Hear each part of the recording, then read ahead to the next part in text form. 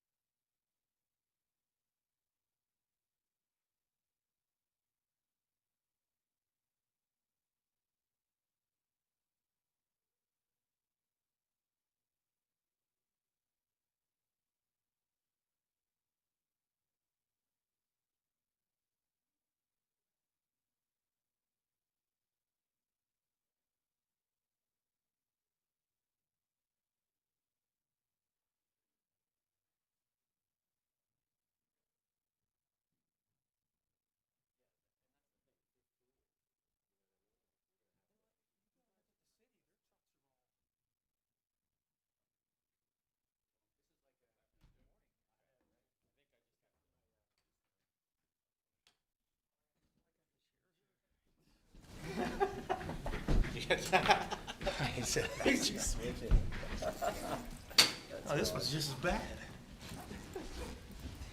We got new chairs. We gotta get new chairs, yes.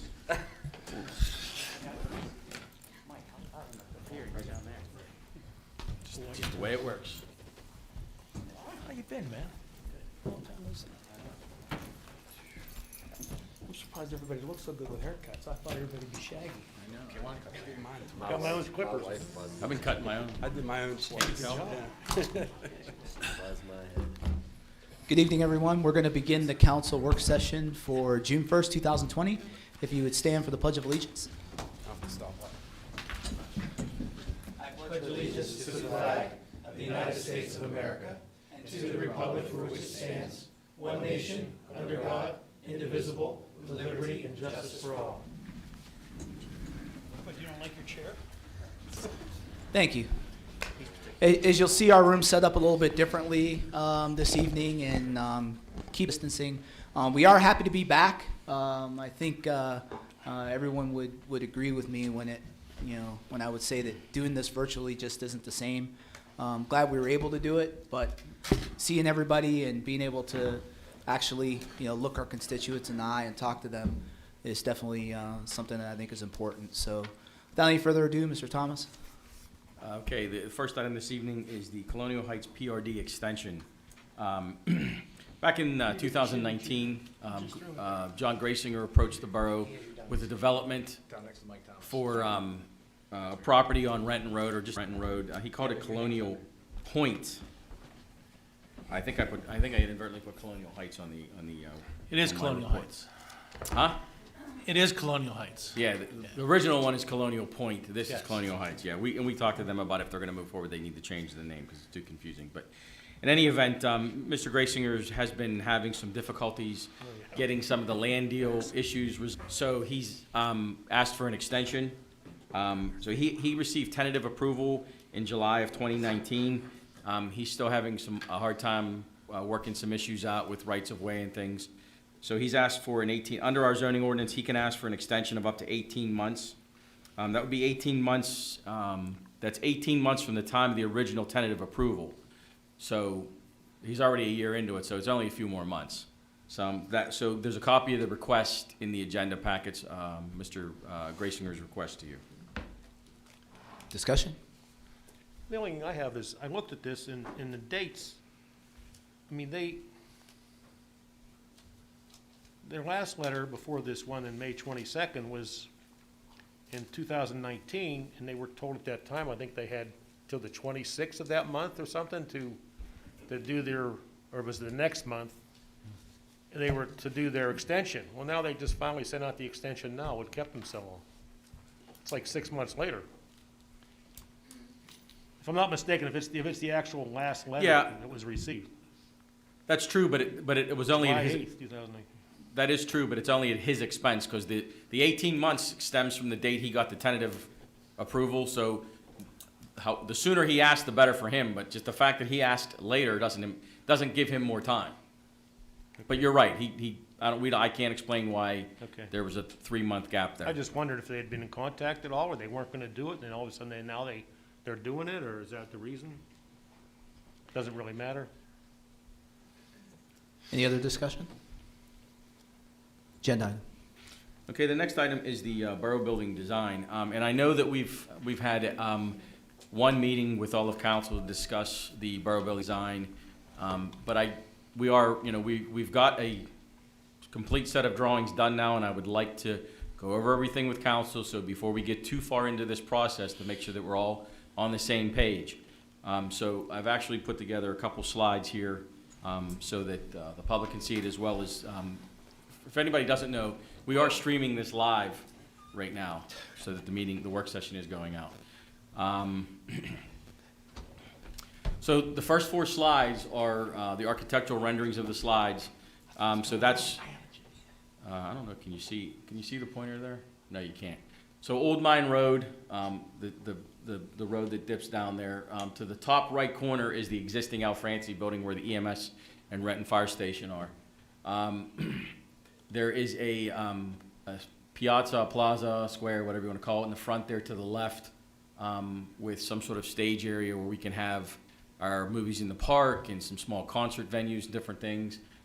We've also designed it so that that entire area can be used for food truck roundups or some of our other events that we might want to do, even our Christmas at Plum Creek event, if we wanted to do it there. It's also designed so that the community buildings, the community space, that is the community rooms that people can rent, are right off of that square there, so that they can be used in conjunction with one another. The police department is around to the right, and they've got that intersection there, that 4-way intersection that you see, that will be out only for police. So 911 calls, for emergency calls, so police cars are going out there. There's no reason for the general public to use that intersection, because it's more convenient to use the 2 other entrances. And that entire area there that you see to the back, that back square, that is the covered parking for the police cars. We talked about covered parking for the police car, for the patrol vehicles. Again, this is just an architectural rendering of a view of the main plaza there. We're trying to take advantage of some of the elevation changes there and utilize something. So those steps, I don't know how well you can tell in the video, but there's actually steps, but then there's also going to be larger areas that can be seating for like a movie, concert, what have you there. So there'll be regular steps with a 6-inch riser, 7-inch riser, but I can't remember what it is. But then there will also be larger steps, if you will, that are designed to be seating. Where's the stage at, Mike? The stage would be the view looking from the stage. Okay, so that's why you can't see it. Yes, And that's closest to the road. that is closest to the road, yeah. And we're actually looking at maybe some other options for moving it around to the left a little bit, just as one of the design alternatives. Again, just another approaching from the left-hand side of the square area, okay, yeah, approaching the building. And then again, up by the main square area in front of the building. And the idea was to design it so that we can have picnic tables and benches and things outside, so that when we do have events, food truck roundups, whatever it is, farmer's market, whatever we do there, that we can utilize that space as well, both inside and out. Everything from the flagpoles behind and to the left would be all the community room space. And that's flex space with movable walls so that we can have larger or smaller rooms as necessary. This is the main floor. So there'll be this will be 2 levels. There'll be a street entrance level that will house administration, council chambers, some of the community rooms, code enforcement, finance. God, who am I missing? The mayor. The mayor. I got a window. And the council chambers, obviously. So if you look up to the left-hand side of the schematic, and I have another schematic. In fact, I'll just go to that one right now because it's easier to see. If you look up to the bottom left corner there, those are community rooms that we've set aside so that whether they're borough events or somebody wants to rent it, or we've also considered the Plum Community Center in this, so they're going to be sharing space in here to hold some of their events, some of their classes, and different things that they can do as well. And we want to use both sites so that we can sort of intermix the generations in Plum, so that we don't have all the senior citizens at one place and all the young kids somewhere else. We're trying to switch it up a little bit. And we ran this through Karen and her group. Karen has seen it. We're gonna Mona's trying to set up a meeting with her this week, with her and I, to talk about the design and how it would work for them. Okay, great. So the council chambers would be straight through to the top left. And the one thing I do want to point out as you're looking at that, if you see there's a somewhat of an odd angle there, right there in the lobby area, we've asked the engineers to straighten that angle up so it looks more square. It was a dumb idea I had. I thought if it would give more space to code enforcement, but it looks odd. So on the left-hand side, you have the stairwell and the elevators, and you also have, in the back-end side of that would be Vince's, where the TV booth where we would do all of our TV production and everything, that would look right into the council chambers. Just to the right of the council chambers is a conference room right off the side for council, and a council office with your mailboxes and anything you set up for councilmen to meet with residents, to make phone calls, whatever you need to do, sort of an office working space for council. And then we've tried to design this so that the layout is more of an open layout, so it doesn't look like the traditional, walls all the way through everywhere. So there's a lot of glass, a lot of natural light. There's actually even skylights for some of the interior offices, so they get lower. So designing this so it takes advantage of a lot of the it's obviously facing the south designed with a southern exposure for a reason. So we can take advantage of natural light, but also so that we can utilize solar electricity generation on the building. That's pretty much it. I have a question on that. In the drawings I have, it shows in the community rec room, whatever it is, the basketball court area that you have, it's delineated in my drawing as a basketball court. What's that surface of that big room going to be? We haven't decided that yet. We're still looking into the most cost-effective surface. Well, I would say, don't make it wood, because It won't be wood. That's Yeah, way they too have- expensive. yeah, that, and that's all you can use it for, pretty much, is basketball. Yeah, the only thing we can tell you for certain is it is not proposed to be wood. Good, okay. So the main entrance there, which is sort of left of center, if you will, or, yeah, left of center, if you will, there. That'll be designed so that residents, as they go in, they can access any one of the entities that they need to, the tax office, building permits, finance, any entity that they need to can be accessed right through the lobby, including the police department, because there's an elevator and stairs that will take them right down into the police lobby on the below level. Though the vestibule there is designed so that after the building is closed, it's a safety vestibule. So those interior doors will be locked. The exterior doors will be open with a panic button. That panic button will automatically lock. So if you're in fear of your life and you need to get in there, you go and you hit the panic button. It will lock you in there. It will also automatically dial 911. And then I guess the rest of it is designed around the needs of the specific departments. We don't really need to get a whole lot into that. The lower level is intended to house the police department and additional community space to use. So as I blow up on that, you'll see the proposed gymnasium facility with some additional community room space next door that's also flex space, so that we can use smaller or larger rooms as necessary.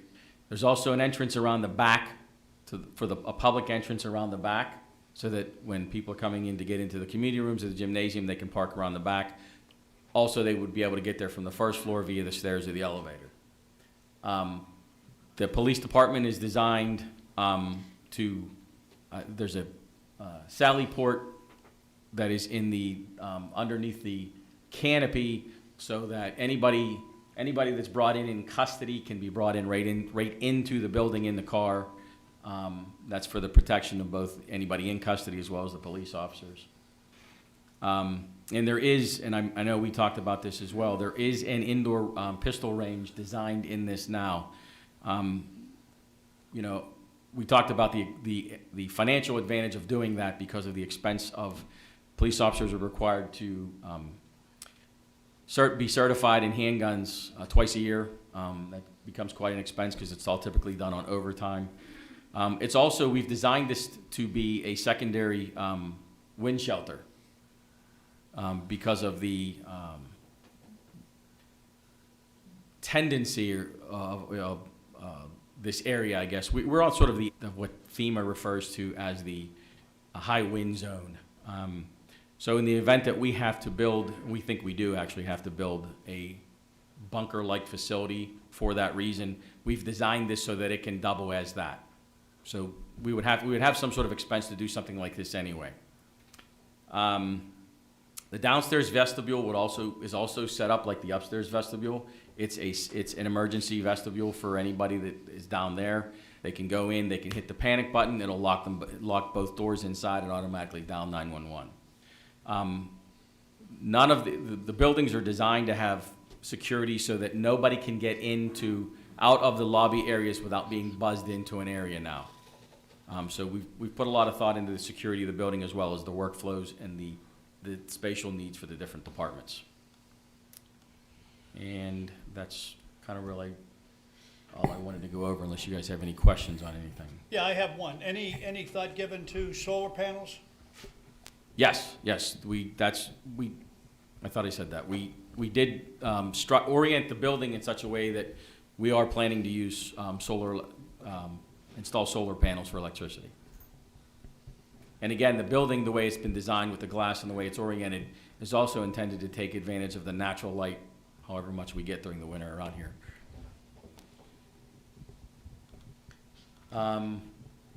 If anybody has any specific, I know we've been through a lot of this, and some of the interior walls and things have changed over the different iterations of this that we've looked at, but the main thing I want to make sure is that we are in the process right now of having our construction manager put together budget figures for this.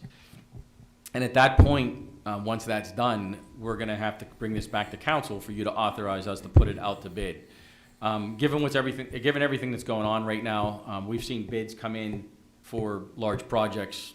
They're all over the boards right now because contractors, especially a few weeks ago or even a month ago, really didn't know what was going on. So we're about 6 months behind. We intended to have broken ground by now. But we think given everything that's happened, waiting a few months doesn't hurt us a whole lot.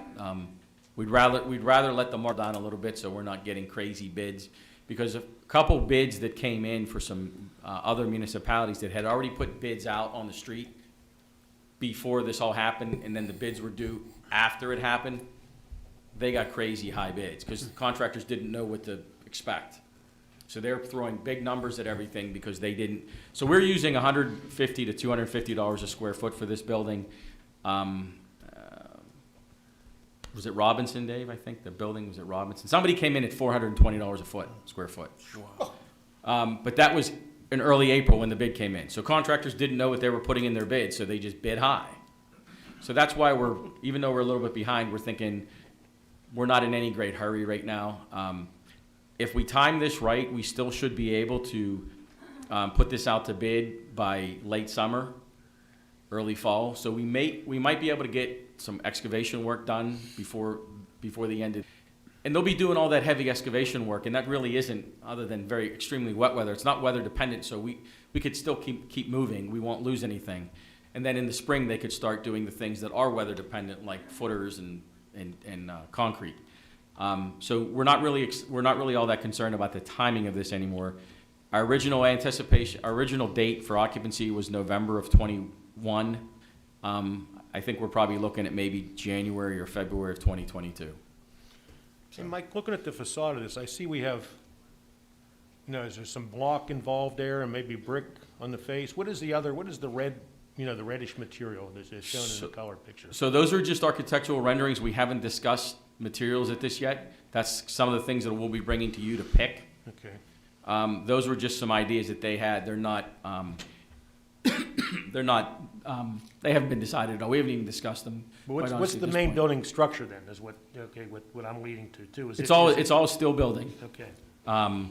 Whatever is on the exterior of that building is gonna be whatever you guys decide you wanna have. And obviously on a steel building, there's a lot of options. And the roof is also steel? The roof is also steel, Okay. yes. So if anybody has what we're doing is our CM, the construction manager, is now putting together the budget numbers for us to look at so we can put a final bid document together. I put in the agenda packets, I put the full drawing set in there. You can see all the details of the walls and all the details of the footers. Everything's in there. I believe it's a 53-page document, the drawings there. The only thing bad about that is, and I really would like to have a paper copy, because I can't see, when I blow it up on this little screen here, it just makes it blurrier. I can't read what I'm seeing. I can see things, but I can't read them. So I really want to see something that I can actually decipher and see what things are intended to be. Dave, we can print out a large copy here, can't we? We can print out a large copy if council wants to take them, share them, whatever. Step again, like I said, would be that for them to finalize the budget, and then we will be bringing that back to council, and at that point you will have to decide about finishes, interiors, sport court flooring, those kind of things.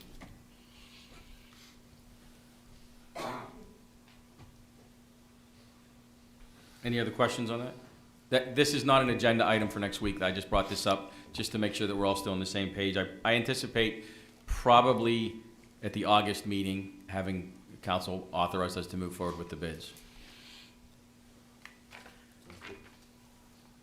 The next item we'll discuss at the end of the meeting. Item number 4 is the Borough Connect policy. So I put a copy of the proposed policy in your agenda packets. The goal of this this was designed to the extent possible, create a one-stop shop for the residents that can allow us to manage anytime a resident calls and makes a request or has an issue or a complaint. And so that we can make sure that that issue is being followed through on, but also have some form of accountability so that we can document, this is when they called, this is when they emailed us, this is what was done with it. Because right now, people contact us through 37 different methods. And we were trying to figure out a way to not to say force everybody, but to sort of encourage everybody to kind of go through one funnel, if you will. So that's why we come up with the Borough Connect policy. The Borough Connect policy is a jot form right on the website, so where residents can log right in and write down whatever issue they have, whatever it is. That jot form gets distributed automatically to every staff member. We have a 8 a.m. staff Teams call every single morning, well, 5 days a week. So that anytime anything would come through, we can just, and we do, because we were doing this very same thing during the pandemic when we had the jot form set up for people that couldn't come in to the building. So every morning, every single one of us gets that jot form in our inbox, and then we can discuss who needs to take care of what and what the process is to follow through with the issue, request, complaint, what have you. Everything is documented, so there's, on the jot form, if you go online and look at the jot form, on the bottom half of that jot form, which isn't visible to the general public, are the staff actions. So when we open it up, we can see, and so I can identify that I forwarded this on to Dave Sabosley on June 1st for action, and then he can reply back to see what he did. And then all of that information is made in a database that we will upload to the agenda packets each month. And I want to clarify that it will upload every issue for that month. So if you needed to look back at a previous month's issue, you'd have to go back and look at that agenda packet. But they will all be there. They'll just be in different months, different agenda packets. For those people that call or leave a voicemail, we have the jot forms ourselves that we have the paper copies that we can fill out, and then we actually enter into the system ourselves. So everything, we're trying to get everybody to go through this, but I want to point out that it's not going to be a perfect system, because some people talk to, a sergeant when they're out in the field and tell them something, and that sergeant doesn't tell us, and then they say, well, I told the borough about this 2 weeks ago. That's still going to happen to the extent that people do that, but the goal is to encourage them to use this system. And our plan is, if council approves this next week, that we'll launch a PR campaign on Facebook and on our website and on our Channel 19, just to encourage people to start utilizing this Borough Connect program. Because we think this is the best way to make sure that their issues don't slip through the cracks. We're making sure that we're getting everything done, and we can be accountable so that when you guys get the phone calls, we can say, they called on this date, this is what was done about it. Discussion? Yeah, I just want to add that I think based off of our meeting when we met with Mike and everyone through the Personnel Committee, that I think they did a fantastic job putting this piece together for residents to be able to get a hold of, the borough staff or whatever issue they're going to be facing.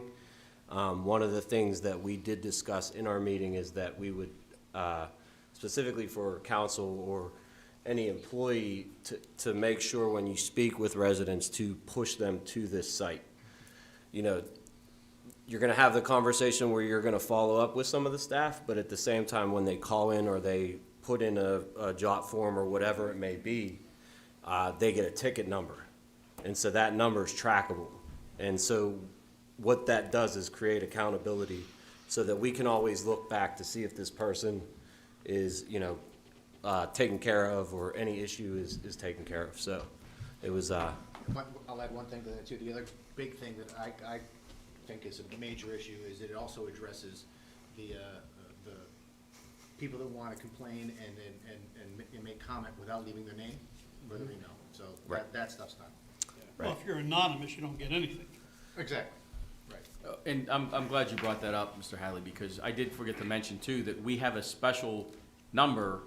When we switched from the old copper lines to the IP phone system here, we had over 40 lines, old copper lines coming into the building. I kept those lines, the numbers anyway. We kept ownership of the numbers. So we took one of those numbers. It's currently the number we have is the COVID hotline right now. We're going to push that out as the Borough Connect number to call. It's 712-1008, 712-1008. Of the numbers that we had, we thought that was the most easily remembered number. But we're also going to push that out so people don't have to push anything. They don't have to push 3 for permits or whatever, although they can still do that, call them the regular number. But this number, all they have to do is call that number, all those things, any voicemail that comes through on that is automatically sent to every single staff member in an email form, and our phone system tracks the incoming phone number. So I can, if you call me and you say, hey, Mike, so-and-so said they called, I can tell if they called the system, because our phone tracks incoming numbers unless it's a blocked number for some reason. Yeah, I think it's good. It also gives us the opportunity to build metrics based on the data that we're getting in. So when people want to have a good understanding, whether it's us or others, as far as what types of events are we historically responding to and how quickly are we responding to them, we can now build metrics because we have all this information going into one central system, and then we can gather that data over a period of time. So I think it's fantastic. I'm glad, to this. This is a good thing. And I think I mentioned to everybody in the personnel committee, we were talking about the number of, just getting to your point, Mr. Odom, about the metrics. I think that would be very helpful too, but the planning department alone fields over 300 calls a week. Right. Easily. And during the peak times, which is now, it gets even higher. So I think people would be surprised to know how many phone calls we get and respond to. Okay, next item. The next item is that'll be an agenda item, right? Yes. Yes. Yeah. The next item is the borough media policy. This was actually started by staff and actually requested this. The borough maintains a website. We have a Facebook page. We have the Channel 19 and 29, and we have Savvy Citizen. We have the Savvy Citizen app. And a lot of times we get requests from fire companies or from the community center or from Plum Baseball or whomever it is. Will you put our signups on Savvy Citizen? Will you put a blast out for this? Will you put this up on Facebook? Will you advertise my real estate seminar on your website? We get a lot of requests, and there's no direction. We don't have a policy on who can do what, who's entitled to use the borough media to promote their events and organizations. So we had an initial meeting via Teams with Mr. Odom a couple months ago.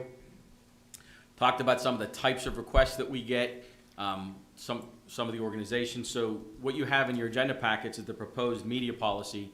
Basically what it says is, of those 4 specific types of media, website, Savvy Citizen, oh, I missed one, In Plum, the magazine, the print magazine that we do, and Facebook. What groups are pre-authorized, if you will, to just call up the borough and say, put my event on Channel 19 or on Plum TV? What groups aren't? What types of groups? We don't do political, we don't do religious, those kind of things. So I would advise you to ask you to take a look at the policy. I mean, we've worked through it with Mr. Odom as well as with the personnel committee. We just want to make sure that the staff knows how to handle these things, because we get almost daily, we get requests from people to advertise their t-shirt sales or whatever it is, and we would just like some direction. So that's the whole purpose of that. Yeah, I know for me, one of the things I wanted to try to see is being able to establish some formality with the process, because we didn't really have a process, and we didn't want to group and then not do for another, and then people would say, well, why is it that you're doing it this way? Where's the structure to the process? And so by putting this policy out, we now can communicate to the public exactly what the process is, have the formality and getting the approvals in place based on whatever item needs to be posted on whatever electronic media source it is, and then move forward and then have some consistency in the way that we make those decisions. So again, I think this is another thing that will help us use the technology more efficiently and systematically.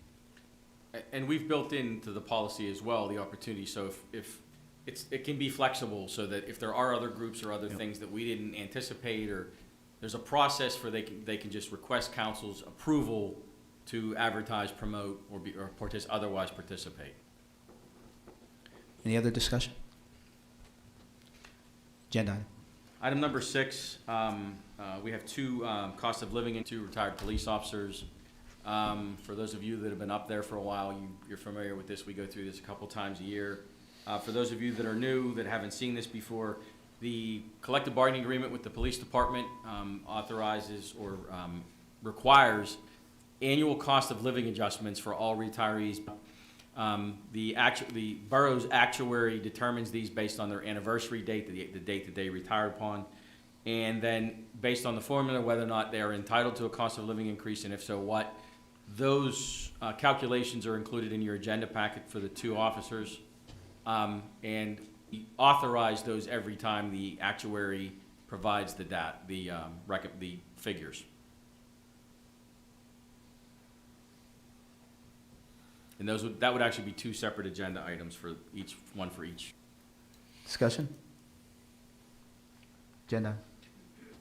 Item number 7 is the establishment of a defined contribution plan for the Public Works. As part of the 2019 negotiations, we are in a first year of a new four-year contract with Public Works.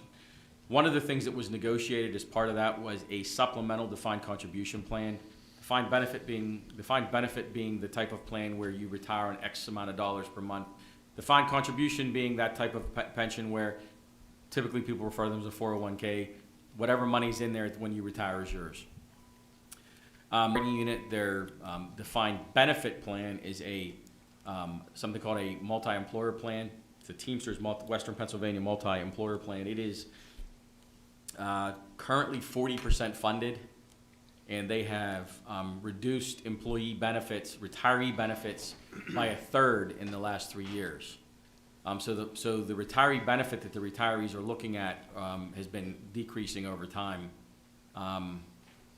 So one of the things that was very important to them in this last round of negotiation was trying to find something else to help supplement that benefit. Council agreed to a defined contribution plan similar to the admin defined contribution plan through the principal. Maria has been working with Bill Moorhead from Buchanan Ingersoll. That's the firm the council appointed as our advisors for pension matters. And they put together the plan document. The plan document we used the existing admin plan document as our template. So briefly, it is 2% of gross wages, gross weight. So every Public Works union employee will get an amount equivalent to 2% of their gross wages annually in it's self-directed, self-invested. We do provide, through the principal, they are provided with, as the admin staff are, with a CFP, a certified financial planner, who is willing to sit down with the individuals if they desire to. So it's 2% of gross wages. Gross wages is defined as total amount of wages earned in any given year, including any overtime, net of any HSA contributions. There is a 6-month waiting period for the current employees will be grandfathered in, and there is no vesting period in this. Once the money's in the individual account, it is the individual's money. And other than that, it works just like the admin plan. It's a money purchase plan. You get an account, you get money put in it. It's self-directed. You can pick growth funds. You can pick aged funds. Do it however you choose to do it. Whatever balance is left when you retire or you separate from service is your balance. The borough's costs are capped at this plan will cost the borough about $20,000 a year. And, the next item is the feral cat ordinance. So last month we discussed the feral cat ordinance, and I'd asked council if they would consider pulling out the ordinance itself as it was written sort of dealt with all animals, domestic and feral. Staff really felt like we should separate those two. So that's what we talked about last month. We did do that. The ordinance that you have in front of you, basically it's the exact same ordinance with the language about the domestic animals removed. And we did not advertise it for adoption for June because of the pandemic. We were having a hard time. One of the things we wanted to do, or if you recall, was partner with an organization that would help us, sort of like a Hoffman's Kennel does on the dog side. They take care of that for us. We were looking for an organization. We did find one. They're based in Tarentum, so they're close. It's and I always forget, it's HCMT. It's Homeless Cat.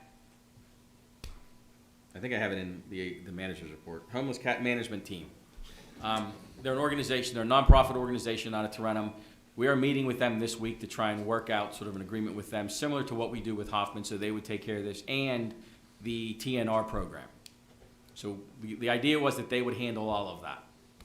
So that was why we didn't advertise it for adoption this month, because I don't know how that's gonna play out next week. We had hoped to meet with them sooner, but they were closed, completely closed during the pandemic, so this week was the earliest I could get the meeting. So the plan is we'll get this all worked out this week with them to the extent possible, and then adopt it in July, and advertise for adoption and adopt in July. How many days do we have to advertise it? We have to advertise within, was it within 7 days prior to, and within just 30 7. days of Oh, advertising. that's plenty of time. Okay. I have a question about the, I thought we had talked about seeing if there was an alternative to the ear tipping. I can talk to them about that. Yeah, because there was a couple other people that voiced their, concern about that too, and it wouldn't be my optimum thing, to have a cat ear tipped, but I don't know the alternative or anything else, so. Yeah, I don't either, but we'll certainly talk to them about Is there- what is the there- alternatives are. The whole purpose of the tipping is so that an animal at a distance can be recognized as. I one that understand, has but it been- just seems, we're gonna probably get some feedback on But I think humane. the way it's worded in here, it's kind of like any cat, not a feral cat, not a stray cat. You're supposed to, in Pennsylvania, all animals, dogs, cats, are supposed to be licensed and rabies shots up to date. So if Yes. you have a So you domestic, have- if you have a domestic cat that you're leaving outside, it should have a collar and tag on it. Yes, but what about C then? Because of the way it's listed in here, it's supposed to be spayed, neutered, and immunized against rabies and tipped. So I think you this have- is talking about I think- feral yeah, cats, not Yeah, about domestic The cats. language isn't clear, that's just. Well, then we'll clear that up. Yeah, I mean, again, this is just a draft, but Because we for can feral certainly clear cats, that you're up. dead right, you want to be Yeah. able to see them from a distance, but. But I think the entirety of this ordinance is to apply to only feral cats. Right, Yes. right. So, Yes. so we shouldn't, I get we that. shouldn't apply any of this to domestic cats. No. Yes. Like- Well, it says right here, a non-lethal approach to feral cat population control where feral cats are humanely trapped, sterilized, vaccinated, ear-tipped, and then returned to the location where they were originally trapped. So it does specifically say feral cats. Well, the title says feral animals. So I would assume that because it's focusing on feral animals, it has nothing to do with Domestic. Right. pets. And we can change, again, we have a whole month to, we can change the language to clarify. I just want to make sure the language. Yeah. And I know this may be, but what about like burying? Like if someone has What about what? burying, like when they die, Pets, burying pets. and yeah, but I mean, if someone has like 10 feral cats and 6 of them die, I mean, do we really want 6 cats buried on somebody's property where it's gonna, some people may just put it in the ground. I understand where you're coming from, but there is no law in Pennsylvania that I can find, maybe our attorneys can, they can find, it says you can bury your pets in your backyard. It doesn't say you can bury 1 or you can bury 3, it doesn't give a number. Right, so I'm worried about if someone has 6 or 10 feral cats laying around, Well- and 2 or 3 of them die, they just take them out to the back of their yard and just throw a little bit of dirt on them. and- It's gonna start to stink. As I showed you a video of a person doing Right. exactly Right. that. That's why I You know, brought that up. We're talking 25-plus cats buried in the backyard that stink, they're decomposing. Nothing we can do. I don't know. I'm leaving that up to the solicitors to decide on that. But it also has to deal, hopefully you didn't take out of here that the issue dealing with odors coming from, No. that you didn't do anything, or no, you took it out? No, we did not take it out. Okay. So So there that'll it fall is, on that that, that okay. covers it, that there's odors coming from the property that's noxious to the neighbors. So that should cover it. It is unhealthy, don't get me wrong, because as I know, there are people doing that, and nocturnal creatures are coming, digging them up and eating them. Yeah. And that's what I mean, if we're gonna do some kind of an ordinance like that, Yeah. if we can address that, I think we should get it in there. Because that's gonna be the next issue, because that one thing you showed, there was 25 cats buried there. Yep. That's nasty if you're living next to it. Well, I can work with the solicitor about, maybe we can tweak that language Yeah. to see if there's anything we can do with that. Again, at this point, the real objective here for tonight is just to make sure that you understand that we're still on track to do this.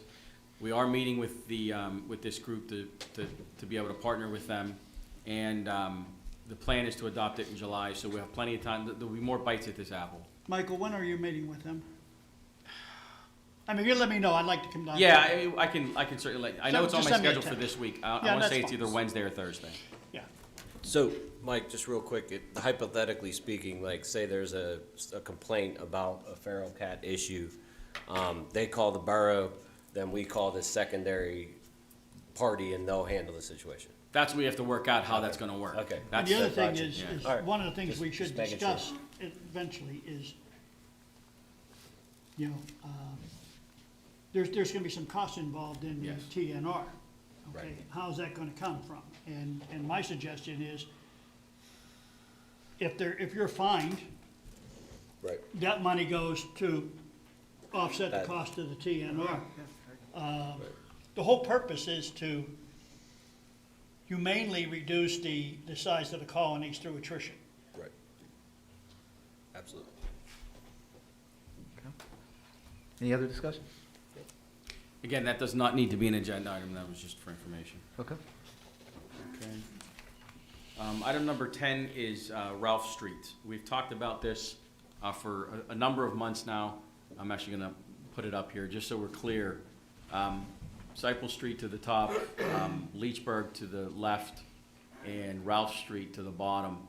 And I've just approximated that red arrow. I've just approximated where we're going to make it, because there's no need to make the entire street one way, because that would prohibit, you know, we do have a couple homes on that street. We don't want them to have to keep doing loops around, so they can just go back and forth. So we're, and Dave, maybe you can even help me. It's just, the goal of this is just to prohibit turns off of Ralph onto Old Leechburg because of the lack of sight distance. So the signs are only gonna go back just far enough so that people can get into that driveway, and then beyond that, it'll be, you know, it'll be two ways. So that ordinance has been advertised and that can be adopted. We do have the traffic engineering study behind to warrant the action. I will tell you, though, that we didn't anticipate having that engineering study back so quickly. So I did send a letter out to every resident in the area informing them that this could be happening. My letter states that I anticipate council will take action on this at the July meeting. Again, we didn't anticipate getting the engineering study back so quickly. So we did advertise it for adoption at the June meeting. I just want to make council aware of the fact that the residents that were notified were told we'd probably be discussing this at the July meeting. However, as I said in my manager's report, having said all that, we sent those letters out and nobody even got back to us. And we do know that the residents in the area are in favor of doing this, so. That's good. Okay, next time. Agenda item? Oh, you said July meeting? No, I mean, it was advertised for adoption this month. Oh, but you I got just it want to make quicker. sure that if you do that, I just want to make sure the council's aware that I did assume that it would be done in July in my letter to the residents. So if you'd like to hold it off until July, we'll just have to re-advertise, we'll have to eat the Any cost of objections doing it? advertisement. How many Sooner? residents are there? 4. Send another letter out. We're gonna, to call them and say we're gonna adopt this next week. Okay. I'm fine, yep, okay. I did speak with, I had a call from one of the residents up there, and they, or two of the residents there, and they're aware of what was happening. At first, they were not aware, and they were concerned about it, and then they got the letter from the borough. So they're fine with that. If they're all good with it, a phone They're call good telling with them we're gonna do it, they'll probably be happy about it. I don't anticipate any opposition. No. I mean, they approached us about doing something about this. All right, agenda item. The next item is an executive session item. Item number 12 is a concert fundraiser idea that Mr. Delaney had talked to me about, so I don't know if you want to discuss the possibilities. And I know we had talked about some venues, and that's kind of where this breaks down, is trying to find the right venue for that. But I'll just turn it over to you if you want to. Yeah, well, you know, we know a lot of people are hurting right now.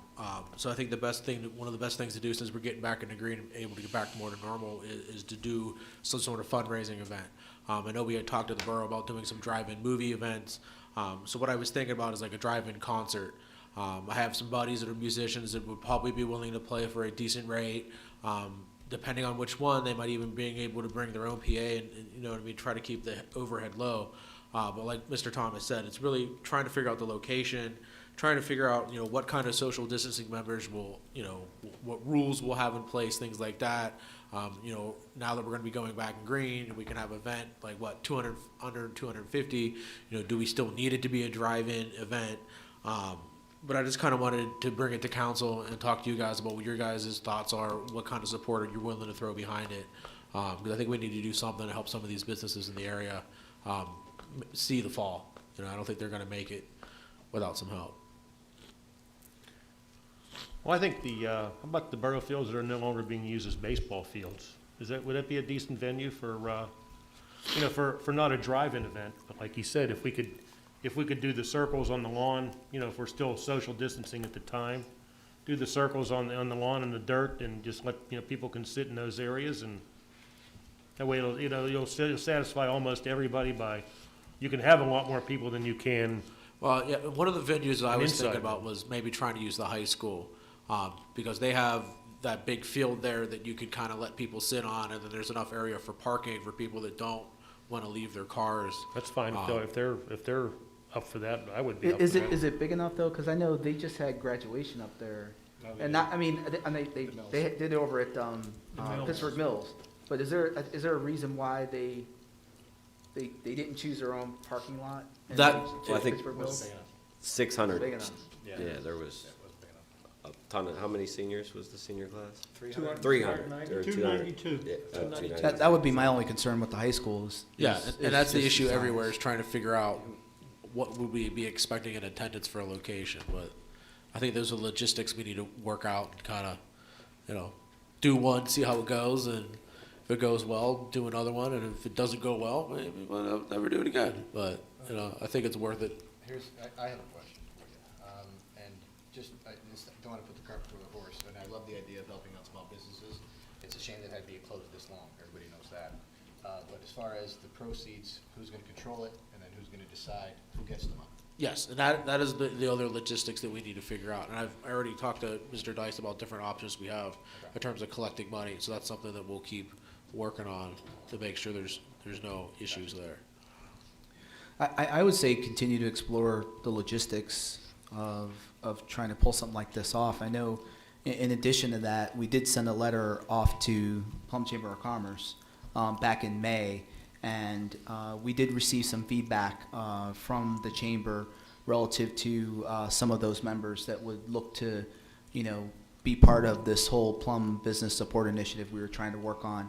I did contact 2 of the 4 specific businesses that asked for some assistance, Rainbow International of Plum, Nesbitt Lanes, and there's another business, Shining Rides Detailing, that hasn't returned my call back yet, but I intend on getting in touch with them. And then the 4th one was Plum Community Center. They're just looking for donations for Meals on Wheels.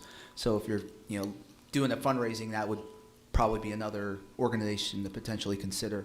But there were a number of things that some of these businesses were talking about. For Rainbow International of Plum, they do cleaning and disinfection and decontamination disaster restoration business. So for the purposes of other businesses, they're trying to get their, you know, facilities, you know, COVID ready, making sure that they're clean. I was thinking, you know, putting out the word that there's a business in Plum that actually does this. They may not be aware of it. I know I wasn't aware of it. That might be one way to continue to keep the, you know, business funds flowing through the Plum community. Nesbitt Lanes said that they're currently doing takeout Wednesday through Saturday from 4 to 8. They were just asking that the borough spread the word that they're doing that, kind of just going out by word of mouth. I don't think everybody knew exactly what was going on there. And they asked me to call them back this Friday because they were meeting with other bowling establishments this evening to determine collectively what type of an opening date they would be having and what type of arrangements they would be making within their facilities to comply with the social distancing. So I'll be getting back in touch with them, and then they would have some more information relative to maybe putting the word out when they're going to be opening up again.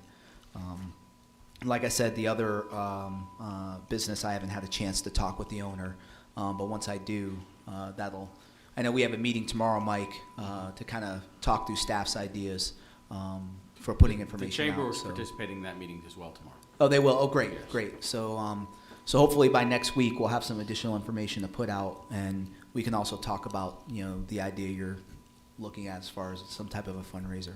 Yeah, because I would love that, something like this, I think would be good to have, like, community tables, sorry, it's my kids' cleanup time.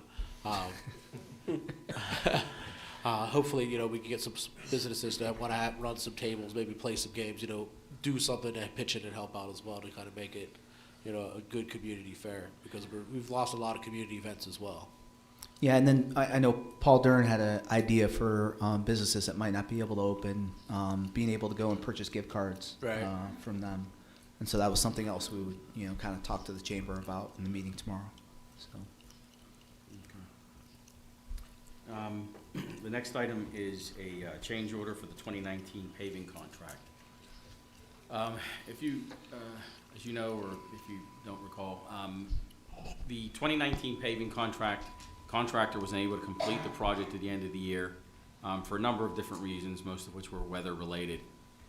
So they finished up the remainder of the contract in the spring of this year. All the paving is now done. All the paving that was in the 2019 contract is now done. The 2020 contract, which council awarded 2 months ago, they haven't even started yet. As part of this contract, when they got to areas of East Oakmont and Regency, there were some assumptions made, especially with some of the older roads. There were some assumptions made about quantities, and how much depth that we would be able to mill and then be required to overlay.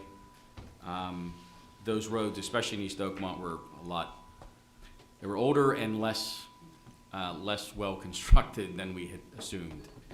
So they required additional quantities. So it was the same roads paved. It just did require more quantities of materials to be able to pave them to the right depth. This wasn't something that was, you can't, this wasn't a change in scope where the contractor came to us and said, hey, do you want us to pave this or not? This is something that if you're going to pave the road, these are the quantities that it's going to take to get the right depths. So the work was already done. The quantities that were put down are put down as they're putting them down. They don't contact us every few hours to say, hey, we're running over quantities. The net change order to this, and we're asking council to approve it, even though, quite honestly, the expense has already been incurred. The net change to the contract is $101,136. The total changes to this contract due to quantity increases is about $180,000. There were 2 previous change orders to this contract last fall to the contract. So the original contract was awarded by council in the winter of 2019 for $1,069,414. Total cost after this is $1,250,156. It's about a 16.9 increase. That is just under the permissible amounts under liquid fuels for PennDOT liquid fuel requirements. Again, the quantities have already been put in place. We're just asking council to authorize the change order. I don't understand. If they bid to our specs, they should have the quantities in there, correct? No, we bid Or do we we bid a change the unit spec? price. We bid a unit price based on estimated quantities, and those estimates are based on assumptions about what's underneath. So if we assume that we have, just say for example, 4 inches of good base, and we just need to put 1.5 inches on top, and we get there, so that quantity that's estimated is 1.5 inches times 1 mile times 30 foot wide. If that assumption about those 3 inches was not good, it was off by 1 inch, 1/4 inch, 2 inches, that changes the quantities all the time. These quantities change in every bid every year. Well, that goes back to the fact that the original specs weren't met, correct? If we're assuming that You mean for the there's 3 construction of inches, this it's road supposed to be originally? 3 inches, Yes. and we took over the road without ensuring that there was 3 inches there. That's Yeah, my- except that this road is 100 years old. This is East Oakmont. These aren't new roads that were, You know, look. they weren't I I agree with you, Mayor, they were not constructed properly. understand, but But- my point is, contractors bid low bid, and they make their money raping and pillaging on change orders. That's where their bread and butter comes in. And there's not a contractor out there that's not, if they want to be honest, they'll tell you that's where they make their money. They low bid it. And you got to be Well- careful on reviewing what the hell they're doing. But, so this is what we do here, so this is how, Okay. and this is how we do it. This is the decision that you make when you bid roads like this, right? You either bid them flat amount, and if the Understood. contractor bid, if there was an assumption that it was X amount of tons, and it was only 70% of that, we're paying for 30% of asphalt that was never put down. Well, That's why we pay per unit price. All right, That's the it's best my way to. opinion, though, that we have been getting screwed over the years because contractors were not held, they were not held responsible for what they did. Initially, when the Agreed. road, I'm not talking a road was put in 100 years ago, I'm talking about new roads that were put in and they're falling apart. That's my issue. We accepted a road that was substandard. We don't do that anymore, I hope. Exactly, agreed, but we do have a lot of those legacy issues, but I think in this case, this isn't one of them. Okay. Because this is just, the problem is the roads in East Oakmont were incredibly old. I think they haven't been paved in more than 30 years. If I could add something to just, on what Harry's saying, when we go to an old neighborhood like this, and I'm sure our engineering company knows this, we should do more core sampling before we bid. Absolutely. I'm agreeing Part with of you. it, part of it is our fault. Thank you. I agree with you too. We're paying too much. I agree. Call Guinness. $100,000 overcharge There's is gonna be a way lightning too much. strike. But I'm saying, it's all partly our fault too, because we're not giving the right information to the contractors when we go out. So I think in the cautionary statement would be, the next time we go to an older neighborhood that isn't up to, we don't know what the standards it was built under, and that happens, I understand. We're finding out now the fault of not doing more due diligence before we bid. Right. And we have to do more. So, like I say, this is a cautionary statement for next bid. We're into an older neighborhood, we need the core sample. It's a lot cheaper to pay for core sampling than it is for this, hundreds of thousands of dollars in overages. I agree, except it still would have been the same cost. Like, it still would have required the same amount of money, it just wouldn't have been over the contract. But we would have known. Yeah. We would have had an idea. But it's still under budget, and the amount of material that was put down is the amount of material that would have needed to be put down had we done, and I'm actually not even sure we didn't do core samples. I don't want to speak out of school. I don't know if we did or not on this road, but it's still the same amount of material that would have needed to be put down, and whether it was pre-thought, whether it was envisioned or not, we were still putting down the same amount of material at that bid price. Well, we And weren't. it's still under budget. We weren't where it says, we have an additional 1,200 ton. That's a whole lot of overage. That's not a couple hundred, that's 1,200 ton. That's a lot. For a scratch coats go real far. I've done this, I know. I understand that. I'm just So- not sure. 1,200 ton gets you a whole lot of scratch coats. Is this for just the East Oakmont area? No, this was for East whole Oakmont contract? and Regency. Some roads in Regency too. Well, that makes it a little more, Again, Swallowable. it's, I understand we put out a it is bid, what it is we put out a now. bid price and we say, we're gonna need 500 ton of material, we think. But we could need 750, we could need 400. But at the end of the day, it is what it is. If we needed 750, we needed to put 750 down. Yeah, but my whole point is contractors bid, low bid, they know that, they come in, they sharpen their pencil, they come in, and they rely on change orders to make their money. But they're bidding unit price in this case. It doesn't cost us any more. In fact, it works well for us that way. Doesn't cost us any more per unit. It still unit. costs us more money out of our pocket. Right. than we I would originally disagree. The quantities would be what they would be. There's no, we didn't make the quantities up. if we thought we needed 500 yard of material and it ended up being 750, if we had been right about the 750, it still would have been 750. We still needed to put down that amount of material because of the condition of the road underneath. Well, I think in the future, hopefully, we're gonna do more cores when they, particularly with new plants, so we don't run into this problem in the future. We do the core drilling Yeah. with the new plans. This Okay. is how we run into other problems. There's always problems, Mike, always, you know that. No, absolutely. There is no perfect, That's why we're paid the big bucks. that's right. Speak for yourself. Yeah. All right, any other discussion? Agenda item.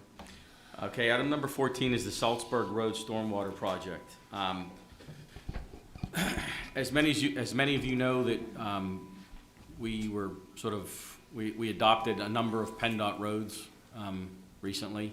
We were told by PennDOT, we've discussed this many times, this issue with PennDOT where because we're a borough, I shouldn't say they decided, because they've always held that, they've always in Pennsylvania, PennDOT is not responsible for anything below the road surface curb to curb in a borough or in a city. But in a township, they are. In Plum, because Plum was a township for so long, the local district in PennDOT had for years been maintaining this infrastructure.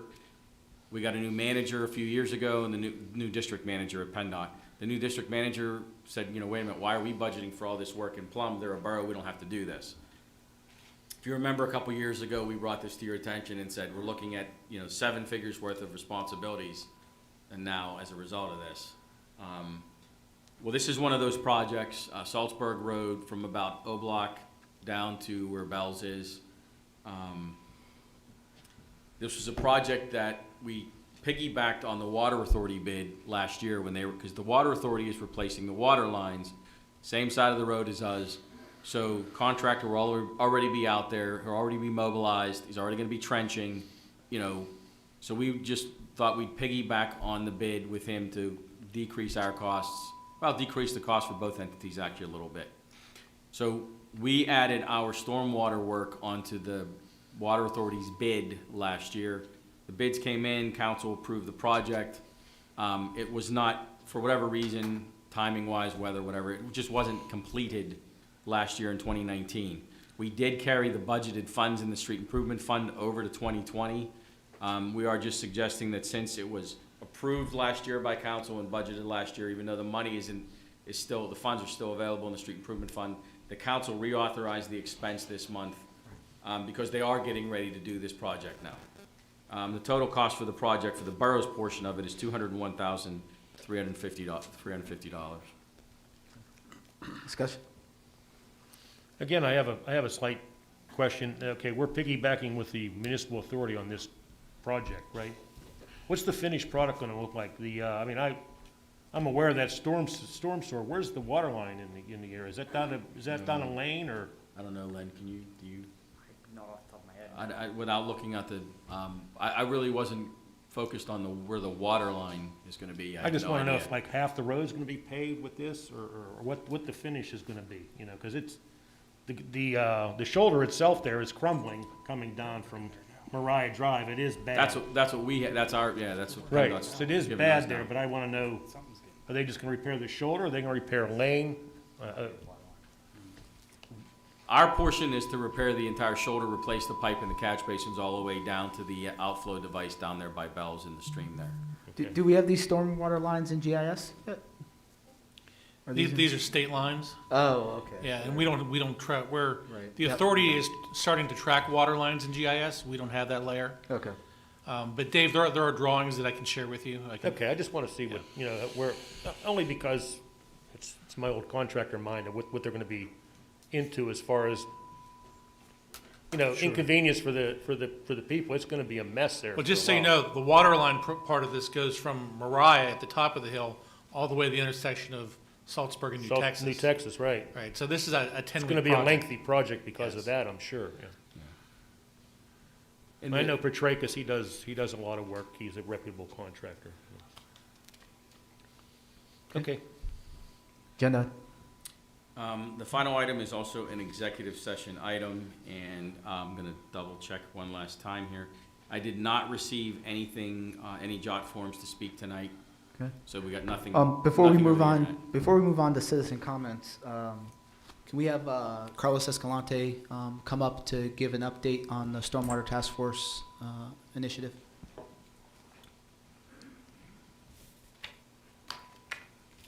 Thank you, Mr. Odom. We had a Stormwater Task Force meeting on May 21st, 2020.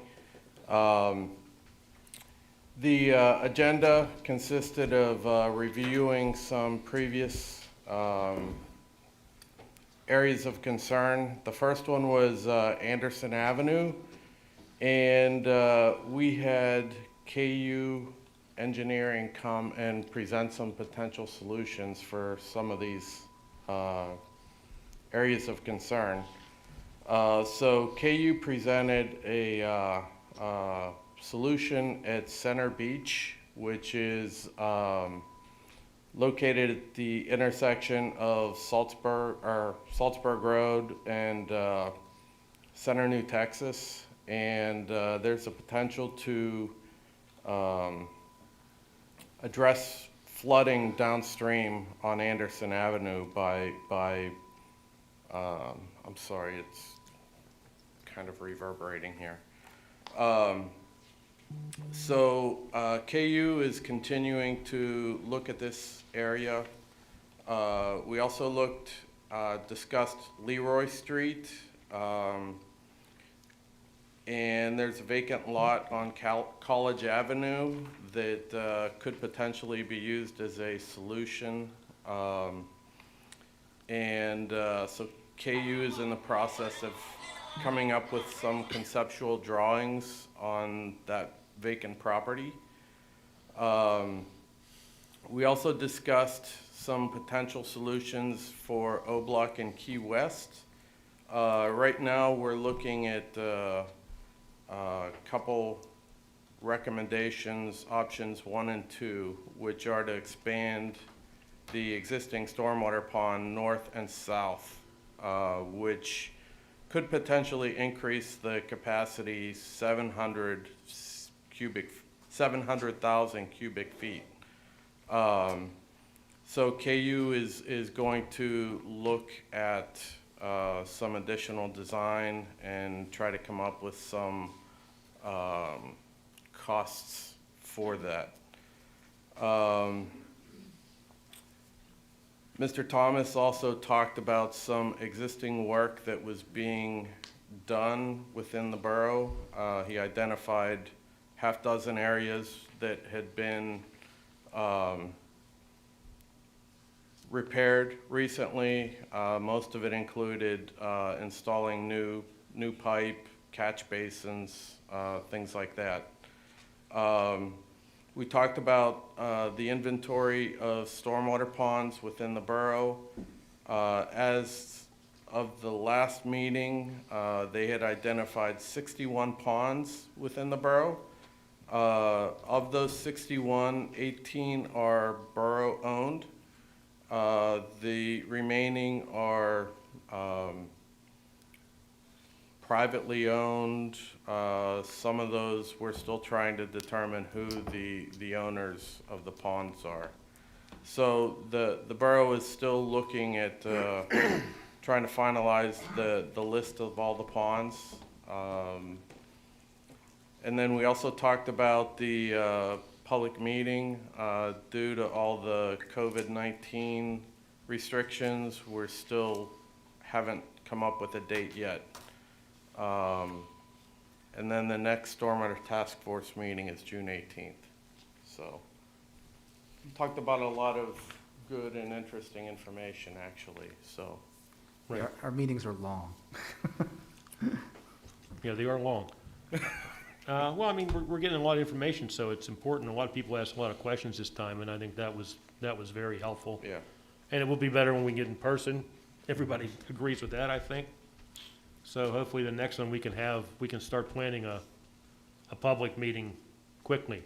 Yeah, and we do plan on having KU Resources attend the public meeting to give the same presentation, detailed presentation that was given to the task force on some of the long-term solutions that Carlos talked about for for areas like Anderson and over on, oh geez, I can't remember. Key West. and Key Pine West, Valley. right, for Pine Valley Drive. Yeah. We're definitely going to have them come in. The individuals who have been supporting that initiative have been doing a fantastic job, so shout out to those guys for the work they've been putting in and for coming up with some of those innovative solutions that they presented to us. I think the public will be extremely pleased with some of the recommendations you guys have been making, so. Thank you. Thank you, Carlos. Okay, citizen comments. Is there anyone who's here that would like to address council on anything? Okay, with that, we're adjourned for executive session. Thank you.